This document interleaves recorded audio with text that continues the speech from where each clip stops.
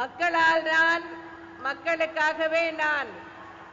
ரொம்ப சிரமத்துக்கு மத்தியில கை குழந்தையோட பச்சை குழந்தையோட எதுக்கு ஏறாங்க எதுக்கு இறங்குறாங்கன்னே தெரியல. காவல்துறை இறங்குற காவல்துறை அந்த வாகனத்தோட கதவை திறந்து வைக்க மாட்டேங்காங்க.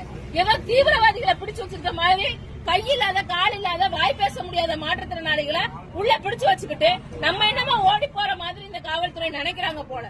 இந்த காவல்துறைக்கு இப்படி அதாவது விடிய விடிய இந்த பஸ்ல வச்சு அலக்கழிக்கணும்னு அவங்களுக்கு சொன்ன அறிவுரையாளர் யாரு? அந்த அதிகாரி யாரு? அந்த அதிகாரிக்கு அவர் மனநோயால பாதிக்கப்பட்டிருக்காரா இல்ல அந்த அதிகாரி மன வளர்ச்சி குன்றியவரா அப்படின்னு அவரை கொஞ்சம் செக் பண்ணி அட்டப்பட வேண்டிய தேவை இருக்கு அப்படிங்கறத நாங்க பாக்குறோம்.